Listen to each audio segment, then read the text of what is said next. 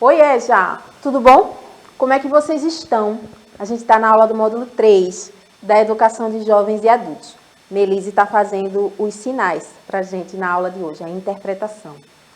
No módulo 1, a gente conversou sobre o movimento. As coisas que estão acontecendo nas escolas, nas salas, nas turmas de EJA.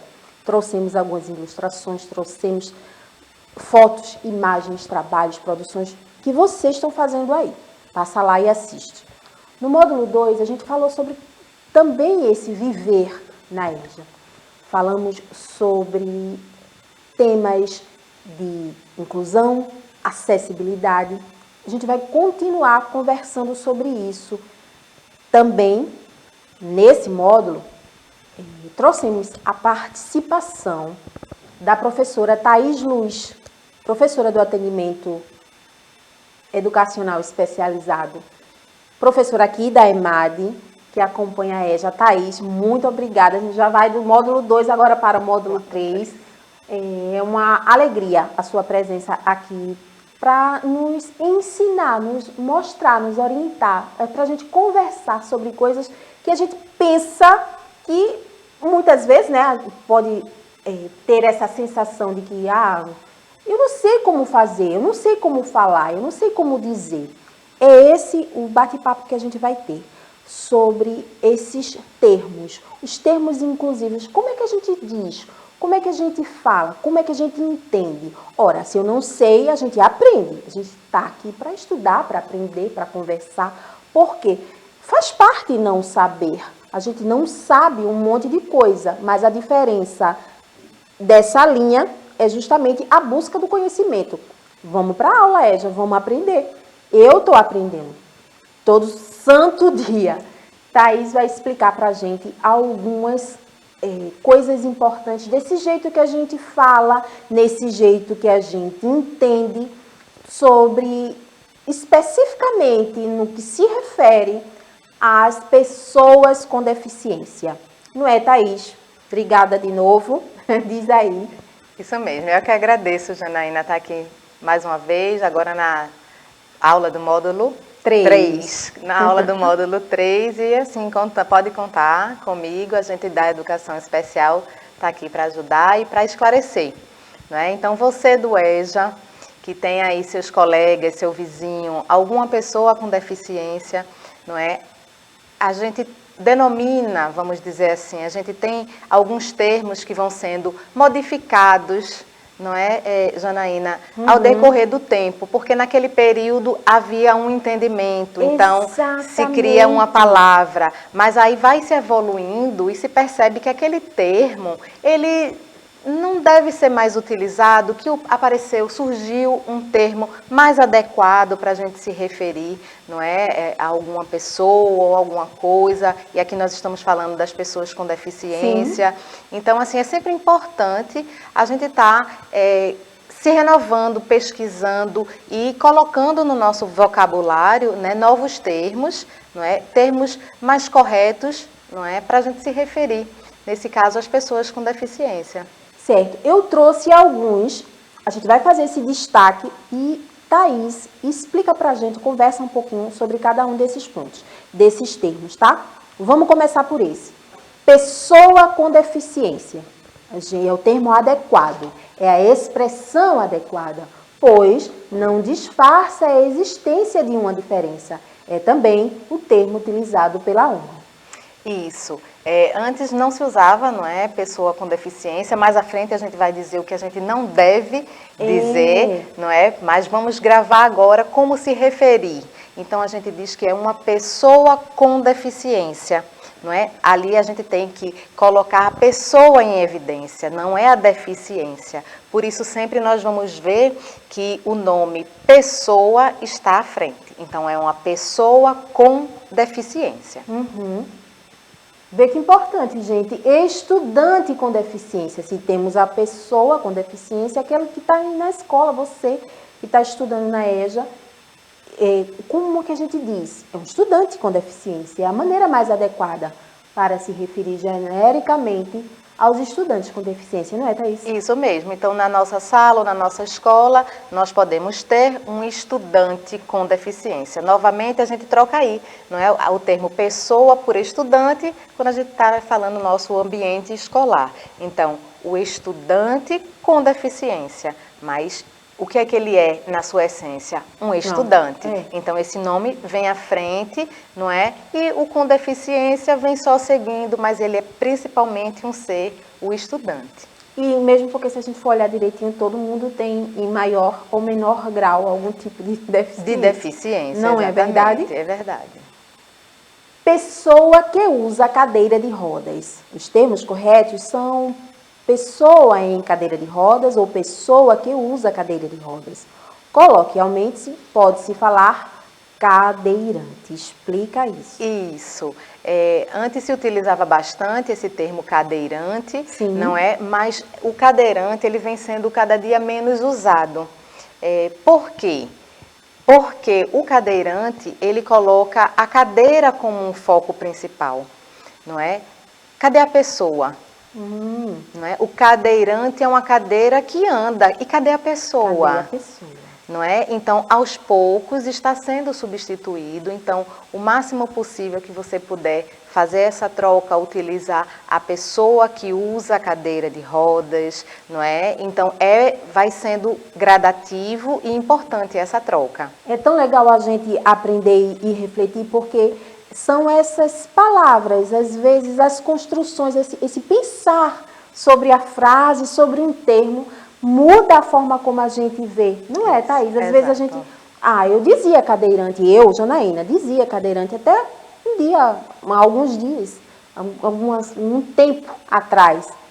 E aí, quando a gente reflete, quando Thaís explica pra gente, quando a gente vê, quando a gente lê, que a pessoa vem à frente, muda tudo. E esse entendimento entra, né? Entra na mente, entra na alma e pronto, fica se melhor aprende. absorvido. É importante também, Janaína, assim, que esses termos são usados, não é? Foram usados por muito tempo, não é? Não é todos os dias que vai trocando, né, que eles são trocados, mas o que eu quero dizer com isso é que todos nós também utilizamos ou já utilizamos algum termo que não é errado. E é sempre uma transição, né? A gente vai aprendendo. Isso, então o termo não é errado, ele apenas foi superado, um entendimento melhor sobre esse termo. Então, assim, se você ainda usa, deixe de usar porque você está aprendendo, não é agora, que não deve mais utilizar, mas que, assim, não é que você esteja errado, você apenas não sabia do novo termo, mas é importante sim entender esse motivo para que a gente absorva melhor, não é? Porque às vezes a gente usa a palavra e não sabe por quê. Por que eu vou mudar? Quando você entende o significado, não é? A importância dessa mudança, então quando você absorve, aí você usa com maior tranquilidade e nem lembra do termo anterior. Exatamente. Tem mais coisa. Deficiência intelectual. Desde 2004, a partir da Declaração de Montreal sobre deficiência intelectual, essa expressão é considerada mais adequada. Não é preciso especificar o nível de comprometimento da pessoa, leve, severo, etc. Isso mesmo. E aí eu vou te fazer uma pergunta. Por que intelectual deixa de ser mental?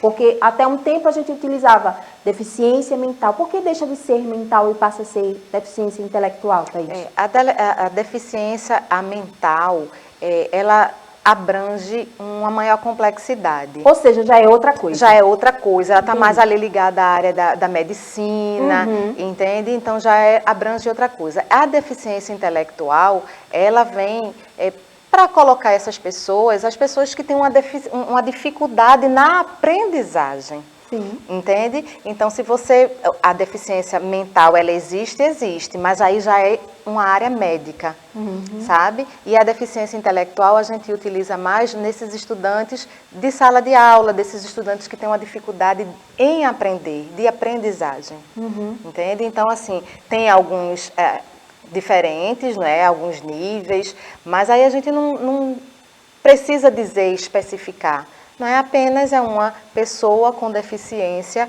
intelectual. Muito bom. Mais ainda, deficiência visual, vamos entender? Refere-se à perda total ou parcial, congênita ou adquirida da visão. Há dois grupos, cegueira, que é perda total ou pouquíssima capacidade de enxergar, e baixa visão. Caso não saiba especificar, fale pessoa com deficiência visual. Para casos de cegueira, use o termo cego. É isso mesmo, bem explicadinho aí, Janaína. Pessoas cegas, não é? Pessoa com deficiência visual, e aí essa deficiência vai ter, né, se ela tem alguma visão, é uma pessoa com deficiência, com baixa visão, não é? Ou até mesmo uma pessoa cega. Não tenham medo de se referir a pessoas cegas como cegas. Não é? O que é que elas são? Ela é cega. Às vezes a gente tem muito constrangimento de usar essa palavra, não é, Thaís? Isso, tem um constrangimento sim, mas não, esse é o termo correto. Não é, se a pessoa for de fato cega. E se você tiver alguma dúvida e conhecer essa pessoa, primeiro a gente deve chamar ela pelo nome. A pessoa tem um nome, sim, não é? Mas pergunte a ela, você tem uma baixa visão? Não, eu sou cego. Então, ninguém melhor do que a própria pessoa para te dizer como é que está essa visão dela. Mas não tenha medo ou vergonha, é uma pessoa cega. Sim, sim. É tão importante esse conversar, não é, Thaís? De conhecer alguém, puxar papo, se apresentar, falar, não ter esse constrangimento que às vezes a gente sente por não saber como se referir. Exato. Olha aí a importância da gente estar estudando sobre isso, Eja. Deficiência auditiva é quando é total. A deficiência auditiva, o termo correto é surdo ou surdez, quando isso é total.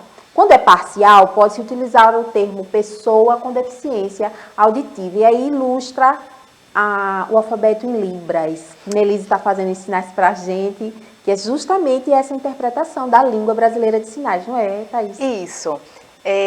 Deficiência auditiva, não é? Ou pessoa surda. Surdo é aquela pessoa que não consegue ouvir, tá? A gente não pode confundir.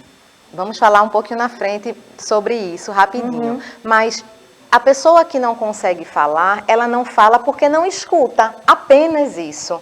Então, ela é uma pessoa surda. E para a pessoa surda, nós temos aí a Libras, que é a segunda língua oficial do Brasil. Não é? É a língua brasileira de sinais. Para o surdo, ela é a primeira língua. E o português, que a gente fala e conhece, vem como segunda língua. E essa interpretação que vocês estão vendo aí, assistindo, é para as pessoas surdas. Seria importante, não é, Janaína, que todos nós conseguíssemos conversar com os surdos, não é? Verdade. Uma aula de Libras aí no EJA, na sua sala do EJA. Veja como seria interessante ampliar esse conhecimento para quando você encontrar um surdo ali trabalhando numa loja que já tem várias vamos lojas. Montar essa aula, Thaís. Não é? Ensinando algumas coisas em Libras.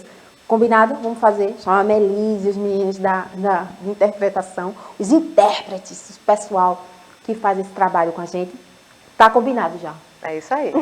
Tem mais pontos para a gente conversar. Não use. Tá, a gente está aprendendo os termos adequados. E o que é que a gente não deve fazer? São termos ultrapassados, equivocados, com interpretação e um jeito já em desuso. Vamos ver? Deficiente, portador de deficiência ou pessoa com necessidade especial. Jamais use termos pejorativos como defeituoso, inválido, deficiente mental, doente mental, retardado ou mongoloide. Isso mesmo. Ainda nesse. Não, pode passar lá, aí Jana, eu vou passar e aí você conversa com a gente. Incapacitado, aluno de inclusão, ceguinho, surdinho ou mudinho ou surdo-mudo. Nenhum desses tem nada de correto aí. Não, nenhum desses termos são mais usados, não é? Esqueça esses termos. Agora, nós do EJA sabemos que surdo-mudo não existe. Por quê? Porque ele só não escuta. Então, você do EJA já repasse essa informação, você já aprendeu isso. Então, o surdo é uma pessoa com surdez, surdo, também não tenha vergonha. Esqueça surdo-mudo, não se refira às pessoas no diminutivo. É o ceguinho, o surdinho, o que for. Esse diminutivo, ele dá a impressão de diminuição, que aquela pessoa não é qualificada, é uma pessoa menor, e isso não existe. Eles apenas não têm alguma parte, né, a audição que funcione, a visão, mas como Janaína bem colocou, todos nós temos em algum momento algum grau de dificuldade, de deficiência. Né? Quando a gente usa óculos, aqueles nossos olhos, eles estão com deficiência. Não é? Então a gente precisa do recurso óculos para poder enxergar. Então não se dirija a eles no diminutivo, não é? Deficiente, louco, como maluco, enfim, doidinho, nada dessas expressões, elas são mais utilizadas. A gente agora já aprendeu os termos corretos e vamos excluir aí da nossa vida esses termos incorretos. Excelente, muito obrigada, Thaís. Chegamos na atividade, gente. O que é que eu vou pedir para vocês? Você sabia desses termos, dessas informações que a gente conversou? Continuem, gente, essa conversa, esse bate-papo é muito importante. Faz aí um grupo, conversem sobre isso, façam registros e pesquisas sobre essa temática, tá certo? Novamente eu te agradeço, Thaís. Gente, nunca parar de estudar, nunca desistir. Um beijo e até a próxima aula.